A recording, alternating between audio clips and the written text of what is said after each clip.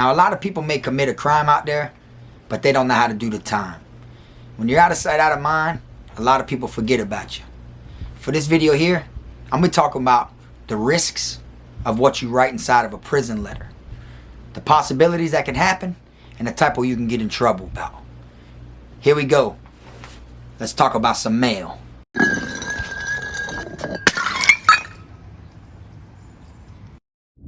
Same time of the week, let it be there. Have my people send a message, make sure that it's there.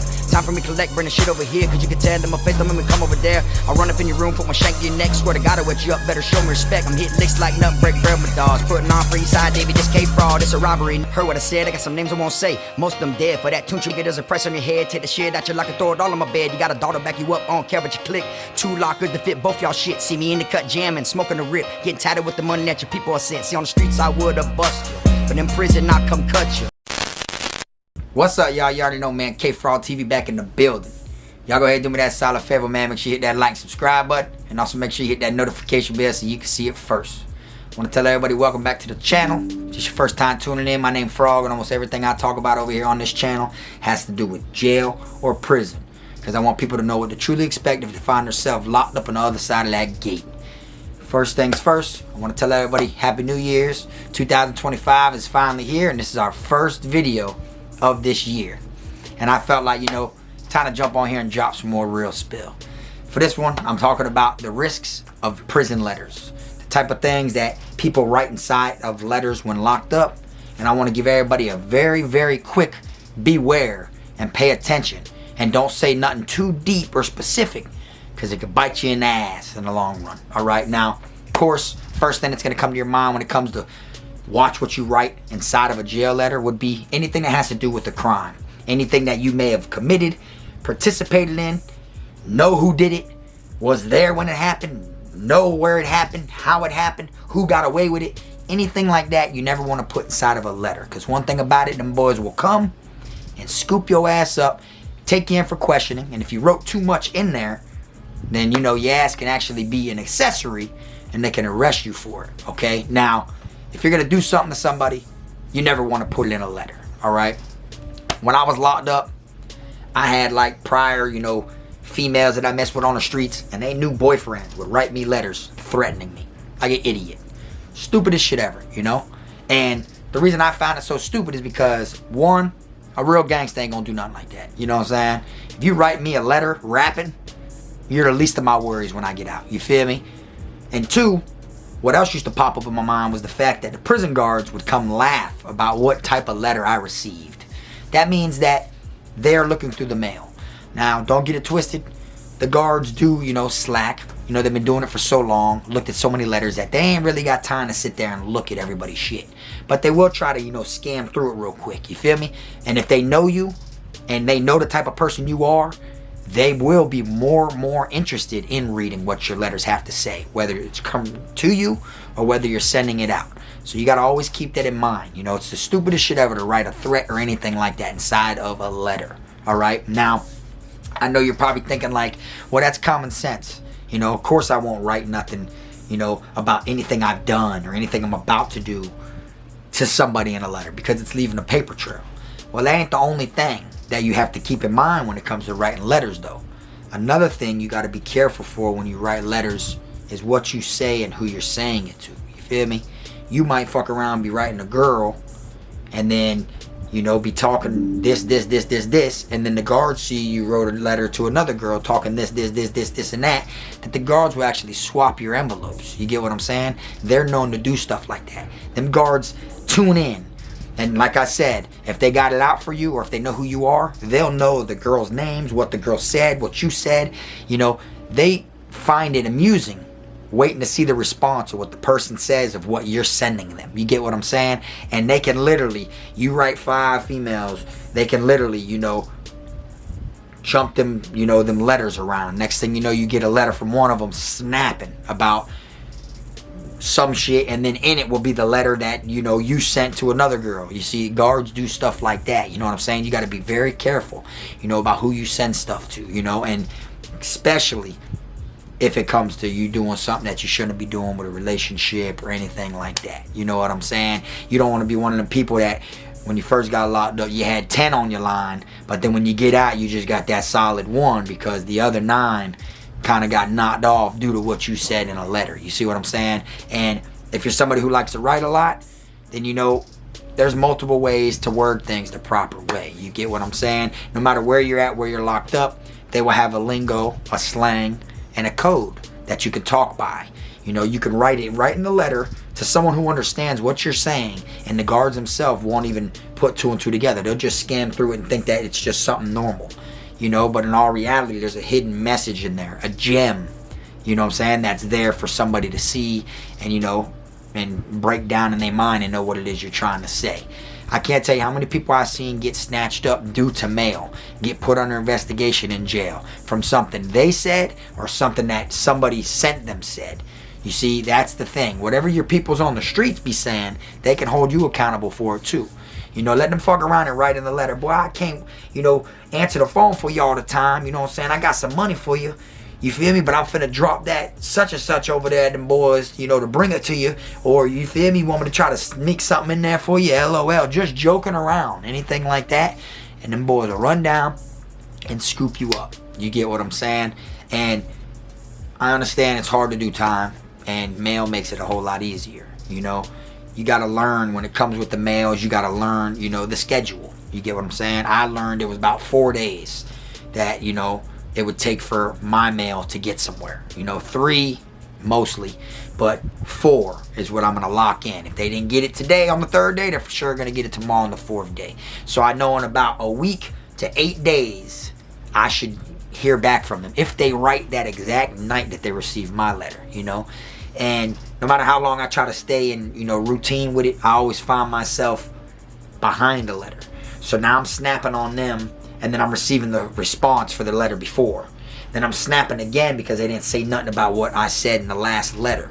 You see, so you're kind of like behind on mail. You get what I'm saying? And these are the type of things that you got to get used to, because at the end of the day, ain't nothing you can do. You get what I'm saying? And I've wrote a bunch of people some FU letters while I was in there, and I actually had the guards, you know, make jokes about it to me. You know, uh-oh, what, you gonna write another FU letter to someone today?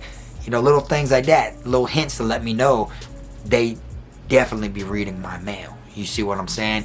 You got other inmates that are scared for their life in certain dorms, and they use the mailbox to drop kites. You know, they don't want to go check in front of everybody, so they'll write a little note threatening to harm themselves, or they're scared for their life, and they'll drop it right there in that mail slot. So when the people go around to pick up the mail and it gets brought to the mailroom, next thing you know, they'll find that little note right there, and then they'll go pick that inmate up and get rid of them. You know, also got people that drop kites like that in the mailbox on other people.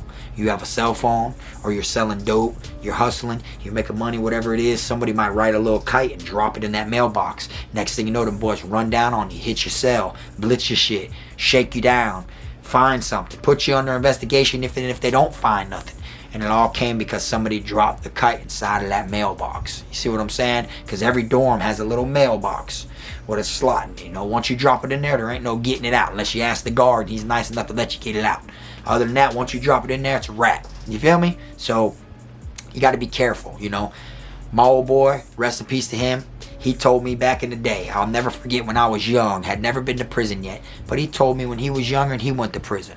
And when he went to prison, he told me first thing he did is cut off everything from the outside.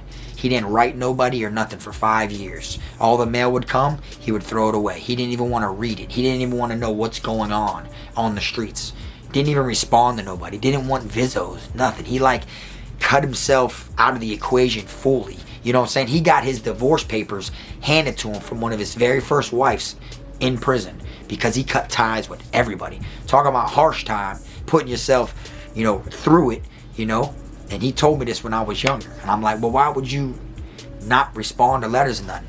He says, son, when you read letters from the streets, all it does is make you miss the streets. You know, you got to worry about surviving in here. You got a lot to think about in here. Ain't got time to be caught up in thinking about what's going on out there. Ain't got time to have my mind outside the box when there's people in here that can kill me now. You see what I'm saying? I'll worry about picking up the pieces of that when I get out there. And that's exactly what he did, you know? And I'm like, damn, that's some harsh shit. You know what I'm saying? That's like some cold-hearted, tough time. You know what I'm saying? And in my mind, when I first went up the road, I felt like I was going to try to do the same thing. But as you see, I got so much mail. So many people sent me stuff, you know. When you first get there, you know, I don't know if it's like a jail thing, but like, you know, in the county jail when you're waiting, you know, to go to prison and shit, you know, when your case is still open, you're serious about the mail. You know what I'm saying? You want everybody to write you. You want everybody to send you pictures, you know, and you do the same. You know, you like literally take the time to jot shit down and write them, you know. But then when you go out that road and you got that time, you know, at first you might be very interested in it, you know, and you might be writing stuff and, you know, telling people how your bid is, you know, be writing everybody you could think of. But then later on, you know, it slows down. You realize the same people ain't firing back. You know, I ain't gonna waste another envelope and stamp on the motherfucker who ain't respond the last 2 times. You know what I'm saying? Like, they're on the streets, so I can expect them to be busy and caught up. You know, I'm the one that's in here. You feel me? But at the same time, if you can't sit down and respond to me, I ain't gonna reach out to your ass no more. And I kind of learned to where I'd say after I did about 75% of my bid, when I had 25% of my bid left, it was already in my mind where I don't need nobody. I don't need to respond to nobody or nothing. And I actually did the same thing that my old boy did. But the only difference between me and my old boy is he threw all his shit out. You know me, I literally would just grab it and just stick it in my mail thing. Grab it, stick it in my mail thing, and just save it, cuff it. You know what I'm saying? Just in case, you know, I caught more time or something like that. You know, didn't care to look if it was good, bad, or ugly. You feel me? Because at the end of the day, I had phones. So I was able to tap in and talk to people frequently anyways. So if it was something that severe, word would have got around and I would have heard about it. You know what I'm saying? And it's very, very, you know, dangerous the way that the mail system works inside of jails and prisons, because let somebody write you something that they're not supposed to, and you get took and you get put under investigation, right?